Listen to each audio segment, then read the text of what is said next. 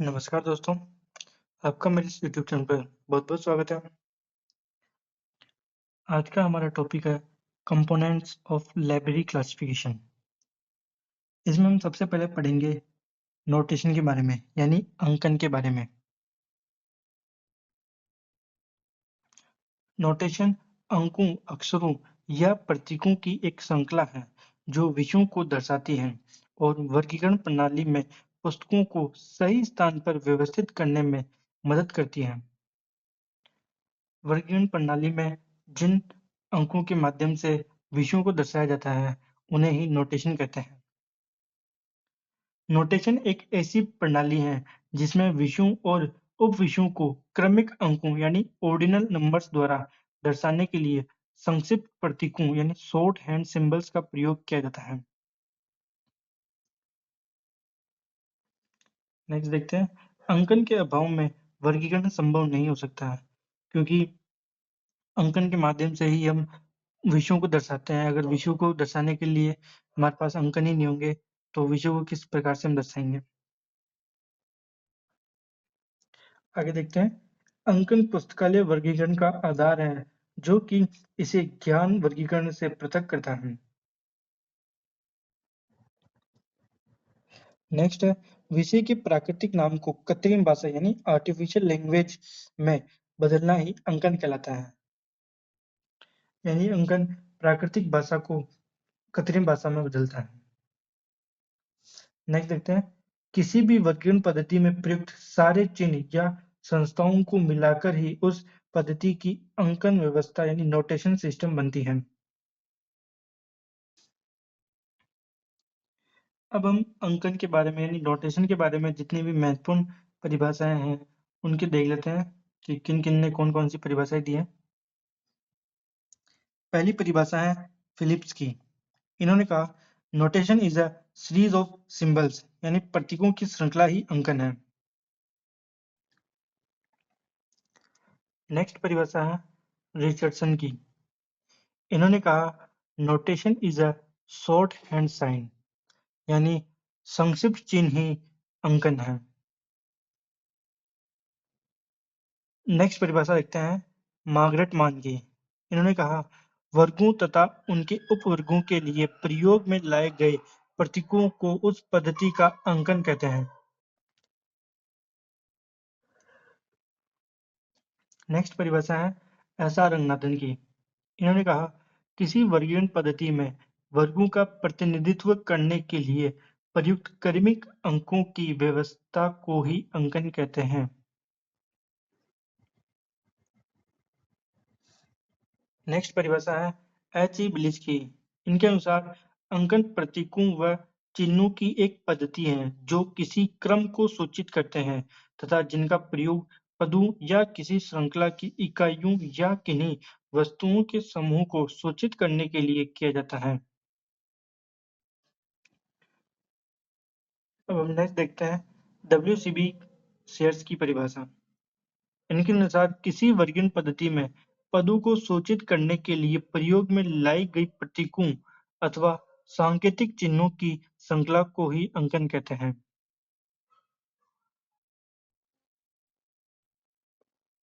Next परिभाषा है BI. Palmer और ए.जे. वेल्स की परिभाषा।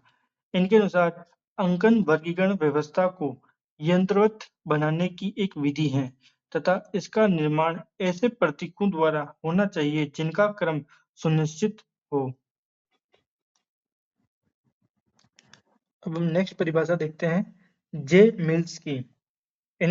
इनके अनुसार विषयों को क्रमिक मूल्य प्रदान करना ही अंकन है।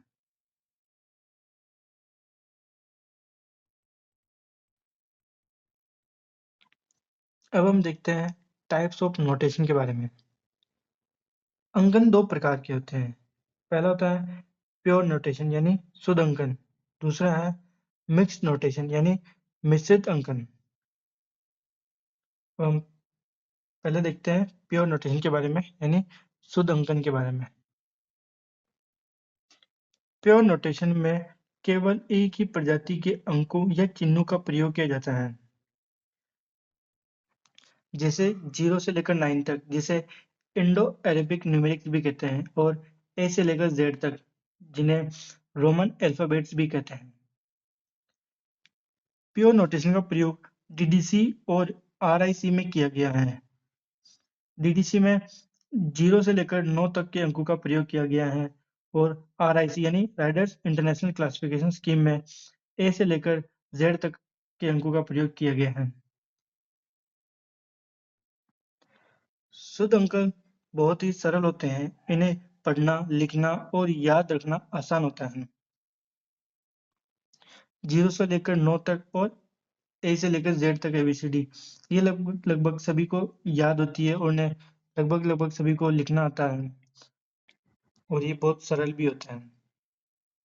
आगे देखते हैं। प्योर नोटेशन का क्रम याद रखना आसान है, तथा इसके लिए पुस्तकालय कर्मचारियों को कोई विशेष प्रशिक्षण की आवश्यकता नहीं है, क्योंकि एबीसीडी और 0 से लेकर 9 तक की गिनती लगभग सभी को आती है। इनका क्रम भी लगभग लगभग सभी को याद है, इसलिए इनके लिए कोई कर्मचारियों की कोई विशेष प्रशिक्षण आवश्यकता नहीं है।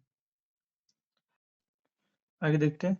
शुद्ध अंकन पर आधारित पद्धति में ज्ञान जगत के निरंतर विकास के कारण नव उत्पन्न विषयों को समाविष्ट करने की क्षमता का अभाव होता है। शुद्ध अंकन पर आधारित पद्धति में विधियों का प्रावधान भी नहीं हो पाता है। प्योर नोटेशन में नवीन विषयों को समाविष्ट करने की क्षमता नहीं होती है, और इसमें डिवाइसेस का प्रावधान भी नहीं होता है। अब हम नेक्स्ट देखते हैं मिक्स्ड नोटेशन के बारे में, यानी मिश्रित अंकन के बारे में। मिश्रित अंकन में वर्गीकरण पद्धति में कई प्रकार के अंकों, प्रतीकों व चिन्हों का प्रयोग किया जाता है। इसमें बहुत सारे अंकों, प्रतीकों व चिन्हों का एक साथ प्रयोग किया जाता है।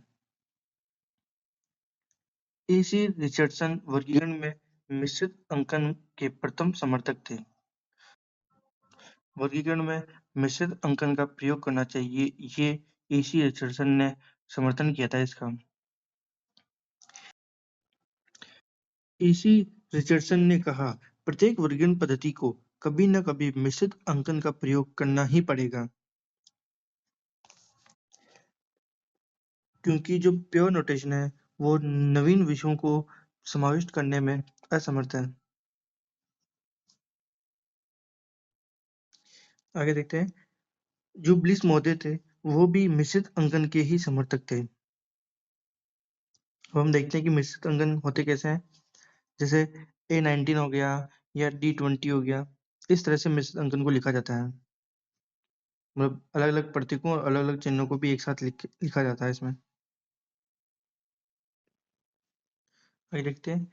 यूडीसी में 0 से लेकर 9 तक तथा पंक्चुएशन मार्क्स और मैथमेटिक्स साइंस का प्रयोग किया जाता है।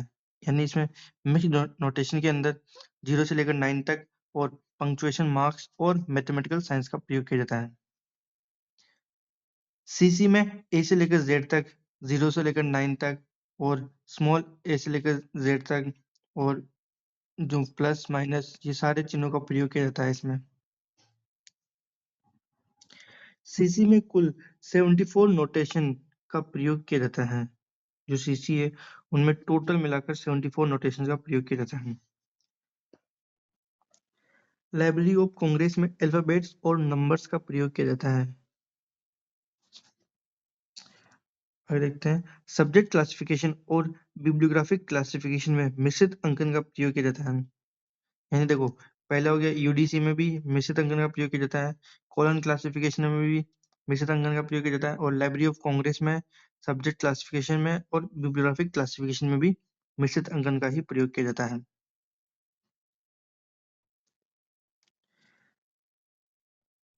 मिश्रित अंकन का आधार विस्तृत होता है, परंतु शुद्ध अंकन का आधार सीमित होता है।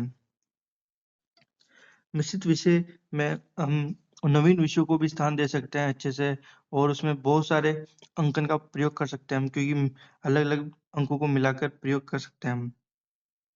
लेकिन शुद्ध अंकन में सिर्फ वो कुछ ही अंकों का प्रयोग किया जाता है। जैसे 0 से लेकर 9 तक हो गया, और ABCD हो गया, या फिर स्मॉल ABCD हो गया, इनका ही प्रयोग किया जाता है इसमें। और ज्ञान का क्षेत्र बहुत बड़ा है जो कि प्योर नोटेशन में पूरा कर पाना मुश्किल होता है। मिश्रित अंकन में ज्ञान जगत के प्रथम श्रेणी के वर्गों यानी फर्स्ट ऑर्डर अराइज को पृथक पृथक अंक प्रदान करना संभव होता है और ये शुद्ध अंकन की तुलना में जटिल भी होता है। जो मिश्रित अंकन होता है वो शुद्ध अंकन की तुलना में बहुत जटिल होता है।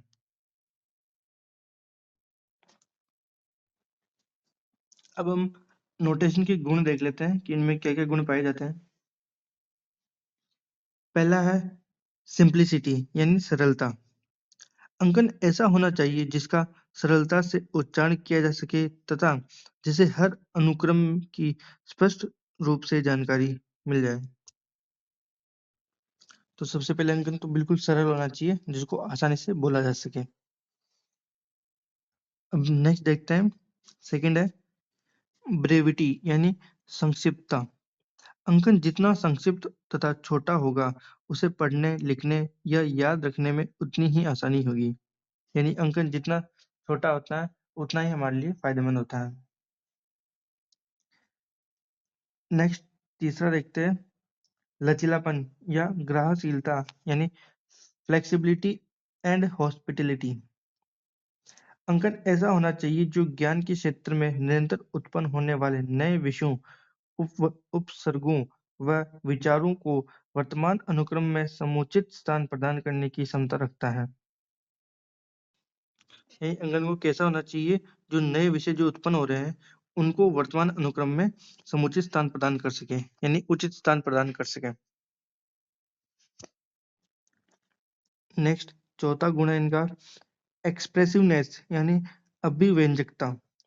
अंकन को वर्गीकरण पद्धति के वर्गों का विभाजन क्रम परंपरा यानी हायरार्की को प्रदर्शित करना चाहिए। अंकन कैसा होना चाहिए जो हायरार्की को प्रदर्शित कर रहा हो, जो विभाजन का क्रम था उसकी हायरार्की को प्रदर्शित कर रहा हो।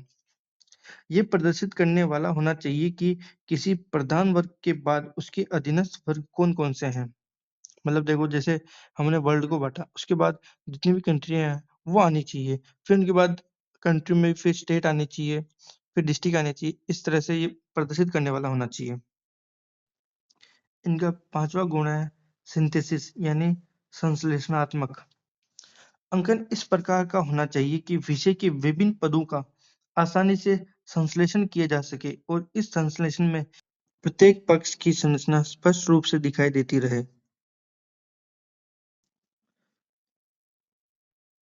इनका छठा गुण है नेमोनिक्स यानी स्मरणशीलता। अंकन ऐसा होना चाहिए जो लोगों को आसानी से याद रहे। अंकन में उन्हीं चिन्हों का ज्यादातर प्रयोग करना चाहिए जिनको लोग आसानी से याद रख सके। जैसे गिनती का हम प्रयोग करते हैं तो वो लोगों को आसानी से याद रहती है, या फिर ABCD का हम प्रयोग करते हैं तो वो लोगों को आसानी से याद रहते हैं क्योंकि उनका प्रयोग लगभग लगभग सभी जगह पे हम करते रहते हैं।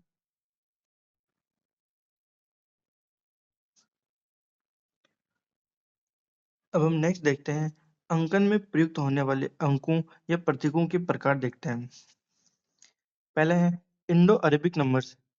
इसमें 0 से लेकर 9 तक का प्रयोग किया जाता है।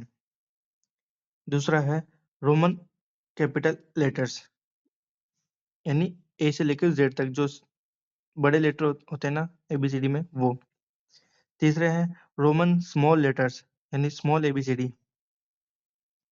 चौथा है ग्रीक लेटर्स जिसमें हम CC के अंदर डेल्टा का प्रयोग किया गया है।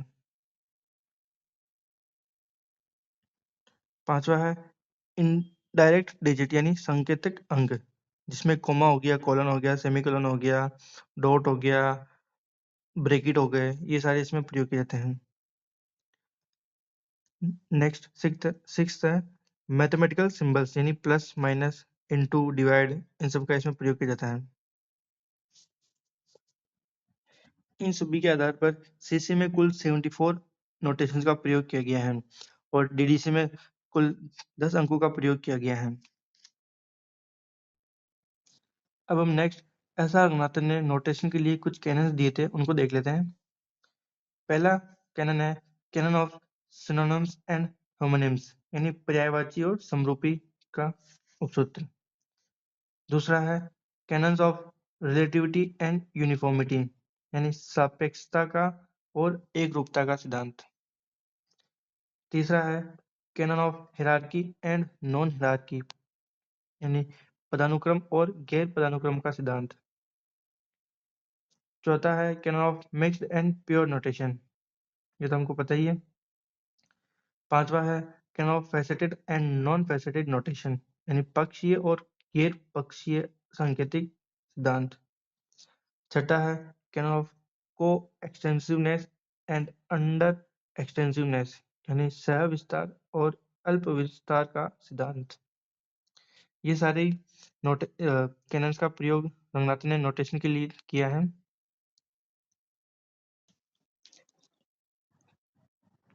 तो आज की हमारी क्लास यहीं समाप्त होती है। आई होप आपको मेरी क्लास अच्छी लगी होगी और मेरे नोट्स भी आपको अच्छे लगे होंगे।